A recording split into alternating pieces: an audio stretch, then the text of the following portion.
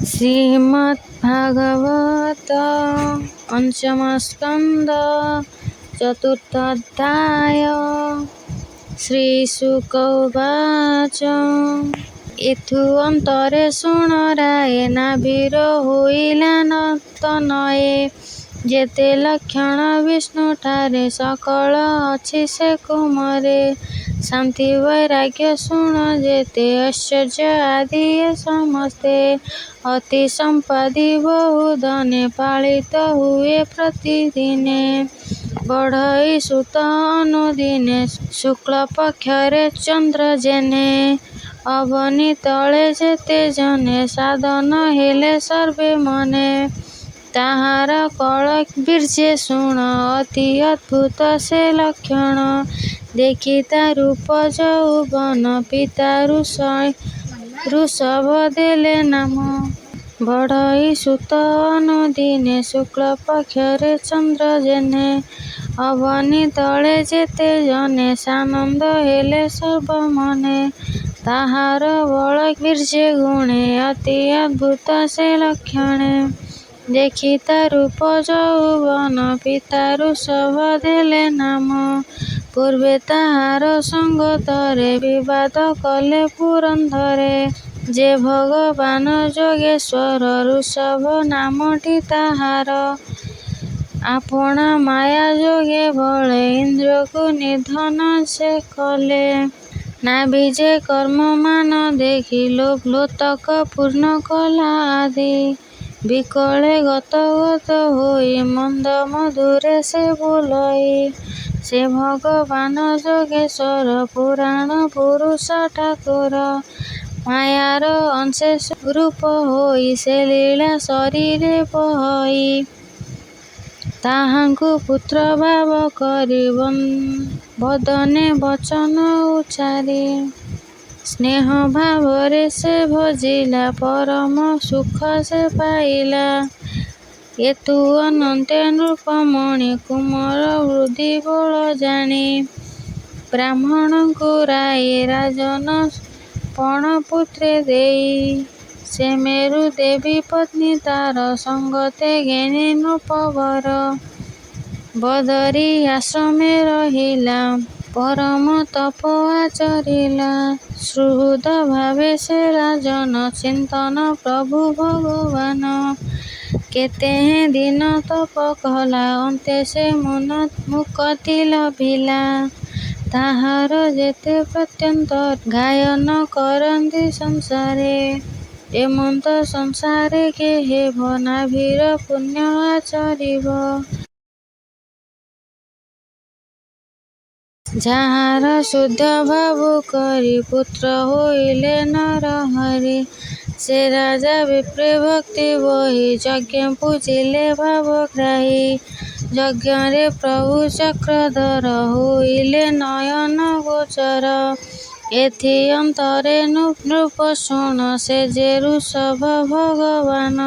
ଗୁରୁକୁଳଙ୍କୁ ବଶ କଲେ ଲୋକରେ ଧର୍ମ ଦେଖାଇଲେ। ସମସ୍ତ ବିଘ୍ନ ପୂର୍ଣ୍ଣ କରି ଗୁରୁଙ୍କ ଆଜ୍ଞା ଶିରେ ଧରି। ଗୃହସ୍ଥ ଧର୍ମ ଆଚରଣ କରନ୍ତି ସଂସାର କାରଣ।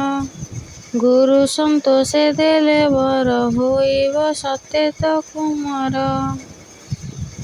ଏମନ୍ତ ଗଲା କେତେ ଦିନ ଋଷଭ ରୂପେ ଭଗବାନ। ବେଦ ଉଚିତ କର୍ମ ରୂପେ ବିଭା ହୋଇଲେ ଯଥୋଚିତେ। ପୂର୍ବରେ ଇନ୍ଦ୍ରର ଦୈବତ ଐଶ୍ୱର୍ଯ୍ୟ ଆଦି ଯେ ହରିତ।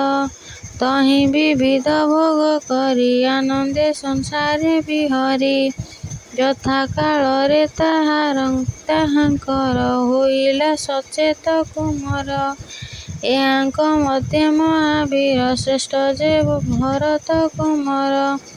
ଏ ଭୂମି ଯାହାର ନାମରେ ଭାରତ ହୋଇଲା ସଂସାରେ। ଏ ନଭ ତୋର ଯେ ଅନ୍ତରେ ହୋଇଲେ ଋଷଭ କୁମରେ। ଯେଇଲା ବର୍ତ୍ତ କୁଶବର୍ତ୍ତ ଇନ୍ଦ୍ର ବୁକ ଯେ ବ୍ରହ୍ମବର୍ତ୍ତ। ମଳୟ କେତୁ ଯେ ନନ୍ଦନ ବିଭବ ଆଉ ଉଦ୍ରାସେନ। ବିକଟ ଆଦି ନବପୁତ୍ର ପଛେ କହିବା ତା ଚରିତ। ଭରତ ଅନୁଜ ଯେ ସେ ନବ ଶୁଣ କହିଲା ରାଜଦେବ। ପ୍ରବୃଦ୍ଧ ଯେ ପିପେ ପଳାୟନ ଦ୍ରାବିଡ଼ ଆବିର୍ଭୂତ୍ର ନାମ। ଚମସ ଅନ୍ତରିକ୍ଷ କବି ପ୍ରବୃଦ୍ଧ ଯେ ପିପି ପଳାୟନ ଦ୍ରାବିଡ଼ ଆବିର୍ଭୂତ ନାମ। ଚମସ ଅନ୍ତରିକ୍ଷ କବି କର ଭାଜନ ଆଉ ଏ ନର ଶ୍ରେଷ୍ଠ ଭାଗବତ ପବିତ୍ର କଲେ ଏ ଜଗତ। ପୂର୍ବେ ବସୁଦେବ ନାରଦ ଦେଇଅଛନ୍ତି ସେ ସମ୍ବାଦ। ସେଠାରେ ବର୍ଣ୍ଣିବା ସମସ୍ତ ଶୁଣ ରାଜନ ପରୀକ୍ଷିତ। 81 ପୁତ୍ରଙ୍କ ଚରିତ ଶୁଣ କହିବା ଏକଚିତ। ଶ୍ରୋତ୍ରିୟ ସୁଚିତ ମହାନ୍ତ ଶ୍ରୋତ୍ରିୟ ସୁଶୀଳ ମହାନ୍ତ ପୋତାର ଆଜ୍ଞାରେ ସେ ରତ। ସାତ୍ୱକ କର୍ମରେ ନିପୁଣ ସଂସାରେ ହୋଇଲେ ବ୍ରାହ୍ମଣ। ଏ ଅନନ୍ତରେ ଯେ ଈଶ୍ୱର ଋଷଭ ନାମେ ଯୋଗୀଶ୍ୱର।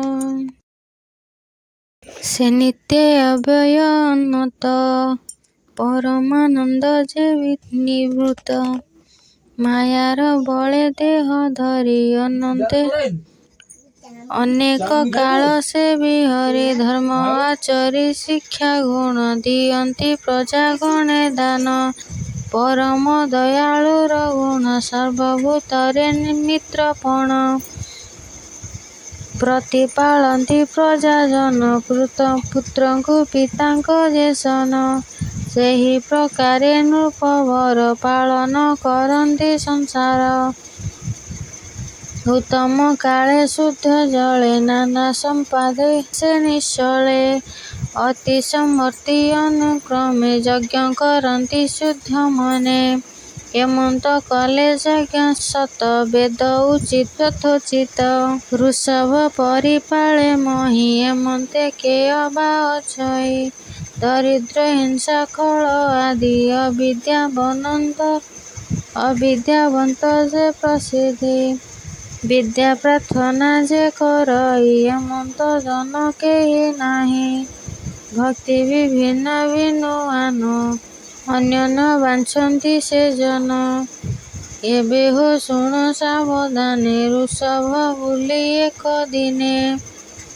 ବ୍ରହ୍ମାର ସଭା ମଧ୍ୟେ ଯାଇ ତନୟ ମାନ ଇଛନ୍ତି ଯାଇ।